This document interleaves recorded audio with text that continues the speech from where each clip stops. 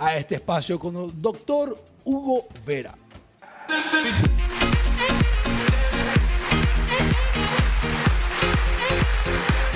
amigo. ¿Cómo estás? Muchas gracias por invitarme. Bienvenido. Gracias. Qué alegría tenerte aquí, doctor. Feliz martes. Al contrario, la felicidad es mía, muy agradecido por el espacio. Un saludo cordial a vos, a Salín, Claudia, Diego, Jotita. Un lujo estar acá con ustedes. Gracias, gracias. Doctor, tenemos muchas cosas para hablar. ¿Cómo no? Pero quiero hablar de lo que estábamos hablando último, entonces enganchamos, ¿verdad? Claro, empezamos por el final. Como... Empezamos por el final. Bueno, interesante. Javier Milei, pongo como máximo. Interesante ese debate, esa polémica que se generó, ¿verdad? Sí. Pero Javier Milei no es de derecha, él es un libertario. Los libertarios, resulta ser que del concepto de derecha-izquierda vino de la Revolución Francesa, de la Asamblea, ¿verdad? En donde los que estaban a favor de un Estado presente pero sin rey estaban a la izquierda. Y los que estaban a favor de un Estado más reducido pero manteniendo al rey al estilo inglés estaban a la derecha. Entonces por eso se le relaciona a la derecha con los que quieren menos Estados y a la izquierda los que quieren usar al Estado como, digamos, el que resuelve todos los problemas, ¿verdad? Entonces Milei no está en ninguno de esos lugares, él es libertario, él cree que la libertad en su máxima expresión es el principio rector. Entonces él sostiene de que podemos llamarle, depende de nuestros sesgos ideológicos, que es extremo o no. Lo que él promueve es una libertad pura o extrema, por decirlo así, ¿verdad? Absoluta. Ponele, ¿verdad? En términos de gobierno, claro, me refiero. no, en términos doctrinarios. Ahora, Ok. el hombre propone y Dios dispone, dice el refrán. O sea, vos podés tener las ideologías más extremas, pero siempre hay que entender que estamos en sociedad y no podés, podés tener una idea brillante, pero o sea, de repente que tenés y tener hermanos en tu familia misma, ¿verdad? No vas a poder llevar adelante todo lo que vos querés nomás, ¿verdad? Entonces tenemos que entender también eso y comprender un poco que los límites que tiene Milei también son ideológicos, lo que tiene gente de todo tipo dentro de su gobierno. Tenés todas las antípodas ideológicas dentro de un gobierno, dentro de un Estado, ¿verdad? Entonces no es fácil tampoco llevar adelante. Pero con relación a esta última polémica, que tiene que ver más con la libertad de expresión, aunque muchos no lo relacionen de ese lado. Y a mí me costó entender muchísimo el tema de la libertad de expresión, porque yo decía, bueno, la libertad de expresión es decir lo que vos querés y punto, ¿verdad? Y en realidad es bastante complicado. Yo recuerdo una película que fue la que me ayudó a abrir la mente. No me pida el nombre, no me acuerdo, pero sí la trama. Se basó en un homicidio que comete una persona X y después le pillan al asesino, hacen un allanamiento en su casa y encuentran un libro. Ese libro tenía todos los pasos para cometer un homicidio sin ser descubierto, ¿verdad? Ok. El último paso parece que le falló porque le descubrieron, ¿verdad? Pero el punto es de que le vieron al autor de ese libro y se dieron cuenta que el asesino hizo todo lo que decía el libro. Entonces, ¿quién ahí es más culpable? ¿El autor del libro o el de la acción, ¿verdad? Y de eso se trata la libertad de expresión, porque el tribunal falló de que vos podés decir lo que quieras, pero la acción final depende de cada individuo, ¿verdad? Entonces tiene que ver un poco con lo que hizo ahora Milei, ¿verdad? Él te puede decir, mira, yo puedo decir que mañana me voy a pintar el pelo en verde, pero si para vos eso está bien, hacerlo, ¿verdad? Es tu decisión, ¿verdad? Por eso es que él incluso hace ahora desafiando nuevamente, porque Retuitea. no digo que esa es la razón, pero yo deduzco que debe ser esa, por eso dice, lo vuelve a hacer. O sea que, mira, esto es lo que yo creo, pero también está la otra parte de la moneda. Es bueno, él es un presidente, lo que él dice sí o sí muchos van a tomar como un dogma, Claro. tiene seguidores, bueno, y ahí está el tema de que él no cree en esas cuestiones de los dogmas, él cree en la libertad individual y probablemente lo está haciendo para desafiar El sistema. el sistema, ¿verdad? Entonces, es lo que yo opino, ahora no digo que sea Claro. la verdad, pero conociéndolo, presumo que va por ahí la mano, ¿verdad? Claramente, vale mucho eso, doctor. ¿Tuviste la oportunidad de estar más de una ocasión con él? Sí, yo lo conozco hace rato, de hecho que lo habíamos invitado de la fundación, vino a dar algunas charlas. ¿Cuánto hace que ya está con la 2000. fundación, doctor? Y yo estoy con estas ideas del 2003. A él lo trajimos por primera vez en el 2011 Después, bueno, cuando eso ni eran conocidas Claro. estas ideas, ¿verdad? Hoy día sí, por supuesto, gracias a mi ley precisamente que destruyó todos los muros que te puedas imaginar que Ajá. para nosotros existían en esa época. Por ejemplo, llegar a los jóvenes, a los muy, muy jóvenes, que para nosotros siempre fue una odisea total, ¿verdad? Hoy es más conocida, se le conoce más a los autores. Antes nosotros hablábamos de un Hayek o un von Mises y decían, como justamente dice mi ley, ¿verdad? Creían que era el número 9 de la selección de Holanda, más o menos. No, y bueno, entonces fue todo un desafío, pero gracias a su... Lo que pasa es que él tiene una manera de comunicar muy disruptiva, ¿verdad? Sí. Como comenzando por su pinta, ¿verdad? Su pelo, su lenguaje. Quizás ese lenguaje no hubiera funcionado para otro país, como Paraguay, por ejemplo, pero en Argentina claramente funcionó. Pegó. Claro, lo mismo Donald Trump, ¿verdad? Vos ves Donald Trump, no creo que ese estilo de comunicación funcione en otros países, es para Estados Unidos. Hay que entender eso. Claramente, doctor, hablando un poquito de la libertad, hablando un poquito del Estado, hablemos un poco de lo que sucedía en días pasados con todo esto tan polémico de los chats, de la falta de seguridad jurídica, por lo menos que estos síntomas generan, ¿verdad? Porque uno siempre dice que la crisis tiene que ver con esa especulación, con esa sensación, ¿verdad? Esto ya existía, pero ahora se destapa y parece que la seguridad jurídica pende de un hilo, ¿verdad? Sí, resulta ser que mucha gente confunde la seguridad jurídica con la sistematización de todo el país, ¿verdad? O sea, las normas, cuanto más normas tenés, es más seguro el país, no es así, ¿verdad? La seguridad jurídica tiene que ver las reglas una parte y también la cultura otra parte, ¿verdad? ¿Qué quiere decir que tengas reglas de primer mundo y la gente culturalmente está muy acostumbrada a la corrupción, por ejemplo? Entonces, es una moneda con dos caras, ¿verdad? Entonces, acá lo que ocurrió es de que se ha violado el principio sagrado que se tiene en materia penal, en derecho penal, que es el debido proceso. Eso está en el artículo 17 de la Constitución Nacional, que yo siempre les recomiendo a todos los ciudadanos, independientemente que sean o no abogados, que lo sepan de memoria, ¿verdad? Porque ahí están todos tus derechos consagrados.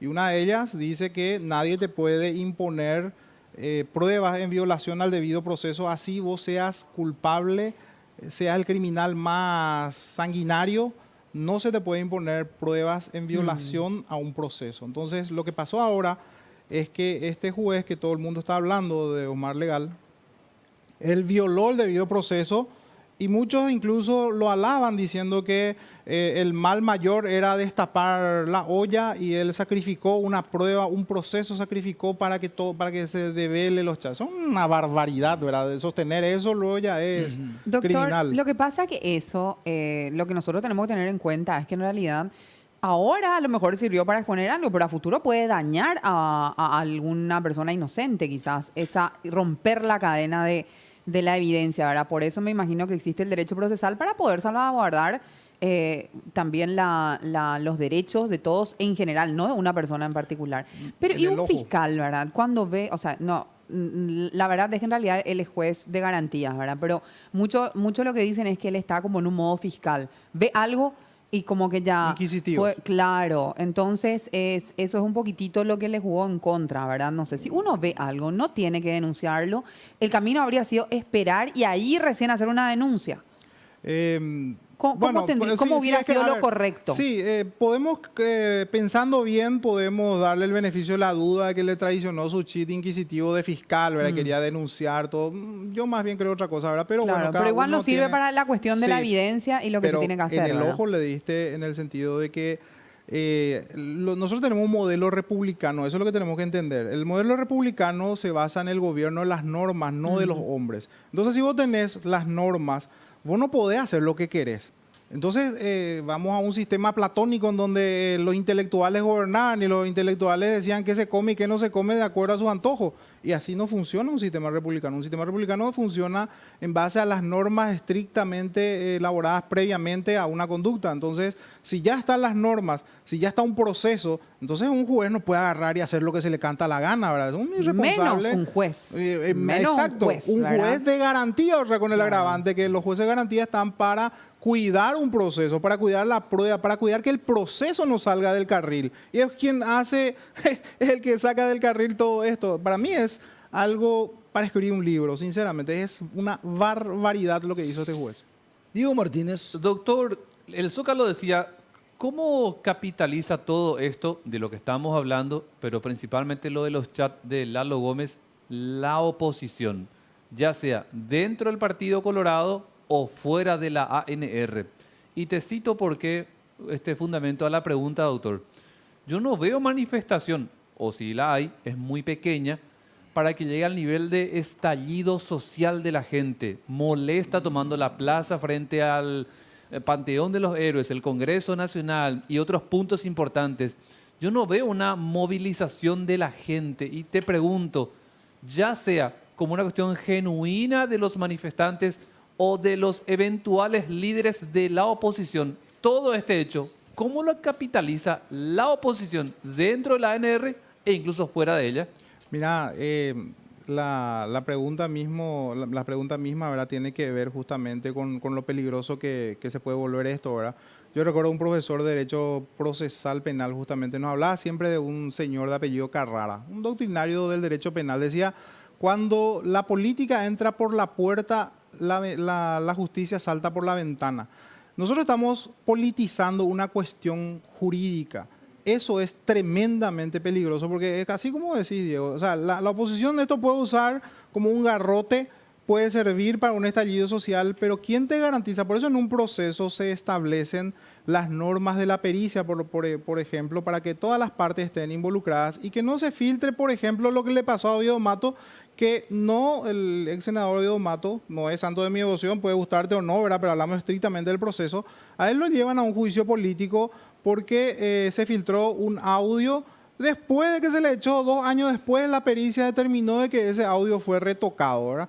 Y eso es lo que no puede pasar en un proceso penal, porque de buenas a prima facie, como dice el abogado, algo te puede impresionar, puede parecer incluso muy real todo, ¿verdad? Pero ¿qué pasa si es una prueba armada? ¿Qué pasa si...? Y eso es lo que no entiende cuando eso se masifica a la gente, ¿verdad? La gente no va a entender de que fue armado, no fue armado. La gente ya va a usar eso como una excusa para derrocar un gobierno, por ejemplo. Eso es tremendo, por eso no se puede se tiene que disociar, mejor dicho, la política de la justicia.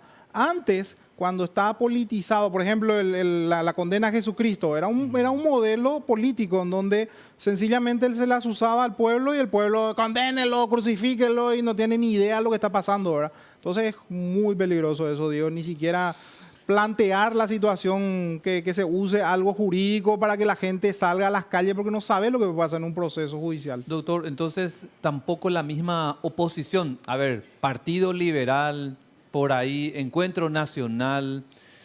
¿Por qué te insisto, doctor?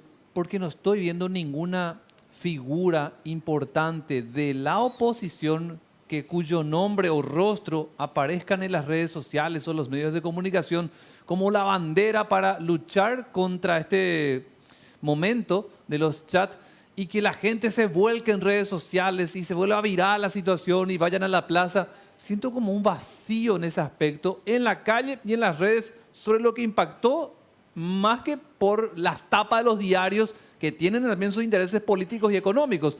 Pero fuera de los medios, no noto, doctor, una presencia ferviente de la gente. Y bueno, sí, podemos hacer alguna crítica, yo creo que es a la debilidad institucional, ¿verdad? De cómo se maneja el Poder Judicial, cómo siguen los magistrados sometidos al poder político. Esas críticas yo creo que sí son muy convenientes hacerlas, ¿verdad? Porque son cuestiones institucionales, ¿verdad? Pero yo sigo sosteniendo que es peligroso tomar las cuestiones... El problema es que le afecta a políticos nomás, por eso no. Imagínate que era, no sé, un herrero o un empresario cualquiera que fue afectado por estos chats, no sé, un problema pasional, ponele, que es unos chats que devela que le fue infiel y se arma un escándalo y eso había sido que era todo falso y no pasa nada, ¿verdad? O sea, sigue el proceso, la vida sigue igual, pero acá estamos hablando de temas políticos que pueden derivar en una explosión social. Ahí es donde yo digo que es peligroso porque si son falsos, como ya estoy viendo que muchos ya sí son falsos, se nota, no solamente falsos, sino que se utiliza la famosa, en comunicación se usa mucho una estrategia que se llama falacia de selección de pruebas. O sea, vos agarrás, pedazás todos los chats y haces un contexto, haces una conversación. No son falsos los chats, pero están todos recortados y te arma un relato. Entonces, eso fue una bomba de tiempo. Imagínate no sé, que estás negociando un cargo, eso es lo más sano que vas a encontrar, ¿verdad? Cualquier cosa te pueden armar con un chat. Ya nadie te dice, nadie te asegura que esos chats son legítimos. Y si vas a creer lo que dice la prensa tiene sus intereses y a veces lo mortal, ¿verdad? O sea, que si te vas a sacar todo lo que quieres nomás, te vas a volver loco, ¿verdad? Es delicado, es un tema muy delicado, pero sí comparto de que la ciudadanía, lo que se pueda, ¿verdad?, tiene que criticar el sistema judicial que tenemos, que yo creo que tiene que haber una reforma. Ahora, el momento, si es ahora o no, es otra discusión, pero tiene que haber una reforma. El jurado de enjuiciamiento no está desnaturalizado. El jurado, por definición, es ad hoc o ad hoc. ¿Qué quiere decir eso? Se forma para cada caso, así como en la película, ¿verdad? Se le va a juzgar a Juan Pérez y se forma un jurado. Eso quiere decir ad hoc, para cada caso, ¿verdad? Y tiene que ser lego. ¿Qué quiere decir eso? Que tiene que ser juzgado por sus pares. Acá no, los magistrados no son juzgados por sus pares, son juzgados por políticos que están procesados, por ejemplo, ¿verdad? Entonces tendrían que ser juzgados. ¿Quiénes podrían ser sus pares? Y los abogados pasilleros. O sea, cuando se le va a juzgar al juez Juan Pérez, entonces se le llama a todos los abogados matriculados y se elige al azar. Ahí le van a empezar a respetar los abogados también, como dice el Código Civil, que tienen que ser tratados como magistrados, ¿verdad? Pero son reformas que se tienen que conversar por Doctor, lo menos. ¿y en otros países cómo funciona este tipo de órganos? Porque me imagino que también tienen su órgano contralor. La Corte como... Suprema. Es la Corte, ¿cómo? La Corte Suprema es la que hace, bueno, depende Que también hace de dónde, jurado ¿verdad? de enjuiciamiento, o sea, es una sola figura en otros países. No es un jurado, o sea, es como un tribunal. Por eso es la diferencia entre jurado y tribunal. Ok. Un tribunal está compuesto, es colegiado, ¿verdad? Integrado también por personas que son profesionales, no legos, no son los pares. Un tribunal es un tribunal especializado. Por ejemplo, los jueces tienen que ser abogados, Claro. entender de derecho. Un jurado te juzga a tus pares. El pueblo te juzga. El pueblo viene y dice Claro. culpable o inocente nomás. No es que entiende de derecho. Ahí hay un Entiendo. principio que dice, dame el hecho y yo te doy el derecho. Ese es el principio del jurado, ¿verdad? Entonces, el juez lo que da es el derecho nomás. El jurado lo que dice, el hecho es culpable o inocente. Claro, el caso de Donald Trump, por ejemplo, fue así. Sí, ¿verdad? en Estados Unidos se usa todo Había ese sistema. 12 en el tribunal. A ver, hablando un poquito ahora del cabildeo. Estamos hablando mucho de este tema, ¿verdad? El cabildeo es parte de nuestra cultura. Y Sí. no solamente en la política, ¿verdad? En el pueblo, en la ciudad. Tengo un amigo, un contacto. Nos manejamos así, nuestra herencia española, italiana. No es solamente el Paraguay. Y eso pareciera que a ciertos sectores de la sociedad repudia esa costumbre que tenemos, que a veces es tan bonita si se usa bien. Entonces, hablando del cabildeo, doctor, ¿cómo podemos separar entre el cabildeo y el tráfico de influencias? ¿Cuál es la línea que la divide? Y mira, es la misma cosa. Lo que pasa es que la norma determina qué es bueno y qué es malo, ¿verdad? No de repente la sociedad, ¿verdad? Por ejemplo, originariamente, no como ahora se establece, crimen era cuando vos hacías, legítimamente cometías algo malo a tu prójimo, ¿verdad?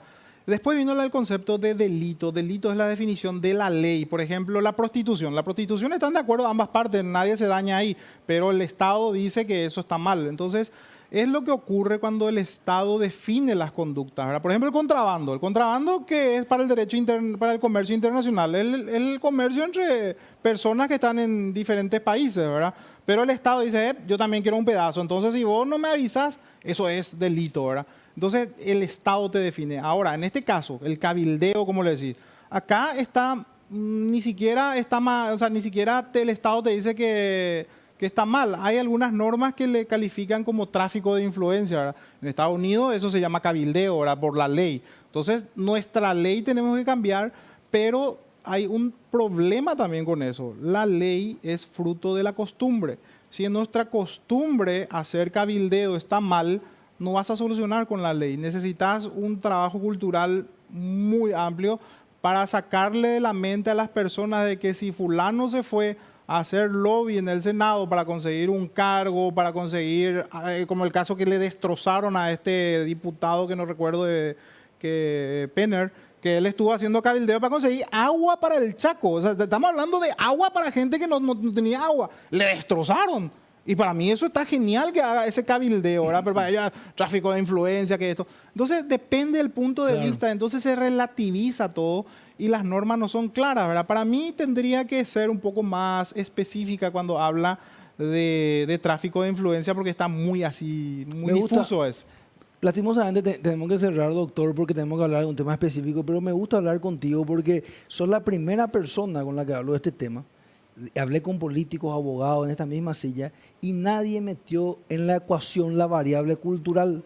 Sí. Te hablan como si fuéramos unos robots muchas veces. No funciona así. Y no funciona así, ¿verdad? A ver, doctor, hablemos un poco de la Academia Republicana. ¿Qué se viene? Contame, por favor. La Academia Republicana es un proyecto muy ambicioso que tiene que ver con enseñar un poco sobre las ciencias políticas, ¿verdad? Que no es lo mismo que hacer política en forma empírica, ¿verdad? Es un proyecto que lo llevamos con la Universidad Autónoma del Sur, con la UNASUR, ¿verdad? Es un diplomado que es gratuito, todo el mundo lo puede hacer. ¿Es gratuito? Es gratuito, no importa si sos colorado, liberal, si no tenés partido, no importa. Todos lo pueden hacer. Okay. Eso va a comenzar a finales de marzo. Estamos programando y bueno, eso queremos que sea también una tradición. El año pasado fue brutal el resultado, 7,000 inscriptos. Wow. Tuvimos Mucho, muchísimo. Y es bimodal, eso es lo bueno. O sea, que lo pueden hacer, de hecho que lo tuvimos alumnos en Rusia, en Corea del Sur, en Alemania, tuvimos alumnos paraguayos que están por el mundo, ¿verdad? Qué bueno. Que fue una experiencia increíble, fue una innovación. Y por supuesto la vara quedó muy alta el año pasado y este año queremos por lo menos alcanzar o superar, obviamente queremos superar, pero está muy alta la vara. Fue espectacular el año pasado. Sí. Me encanta que se use esta plataforma del partido tan glorioso como el Partido Colorado. Hablamos un poquito de este curso de contrataciones. ¿En qué consiste? ¿Contrataciones públicas? Contrataciones públicas. Nosotros en la consultora HH tenemos con una filosofía de que también podemos aportar a la ciudadanía en materia de capacitación, ¿verdad? Porque no solamente las ONG, las universidades, sino que también una consultora que está comprometida con la educación, tenemos ese concepto de que creemos que hay falencias en materia de contrataciones públicas, falencias no en el sistema necesario, sino que falencia cultural, ya que está hablando del tema, de que muchas personas no saben lo que pueden contratar con el Estado y muchos dicen, no, eso es para gente que tiene mucho poder y no es así. Hay una, una gran cantidad de contratos que quedan desiertos porque nadie se acerca. Y eso es porque no hay información, porque la gente cree que solamente una persona especializada lo puede hacer. Este curso está dirigido no solamente a los profesionales, sino que también a empresarios, a personas que quieren conocer más sobre cómo contratar con el Estado. Bueno, entonces es un curso que lo pueden hacer las personas que están en el día a día trabajando en lo que es el comercio, cómo pueden convertirse en proveedor del Estado, cómo pueden aprovechar lo que el Estado le está dando, porque el Estado es el contratante número 1 de este país. Entonces es un universo y una oportunidad demasiado grande para que lo puedan aprovechar y se puedan acercar, ¿verdad? Entonces, ¿dónde podemos ver, doctor? ¿En las páginas? Las páginas de HH en Instagram pueden seguir HH Training, es la división de capacitaciones de la consultora. Entonces ahí lo pueden ver y acceder. Esto no se requiere en absoluto ningún título ni nada parecido. Por ejemplo, hay empresarios que son muy exitosos pero que no tienen esa parte o no se formaron en forma académica. No hay ninguna restricción al respecto. Pueden acercarse y le esperamos. Doctor, era un privilegio tenerte acá. Gracias. Al contrario, el privilegio de estar acá creo que es mío. Yo me siento muy honrado cada vez que me invitan acá y gracias realmente. Y ojalá que no sea la última vez. No va a ser así. Claro que sí. Estuvo con nosotros el analista político, el querido doctor Hugo Vera. Yo te quiero invitar a que me acompañes al Aldera Resort Live. Mira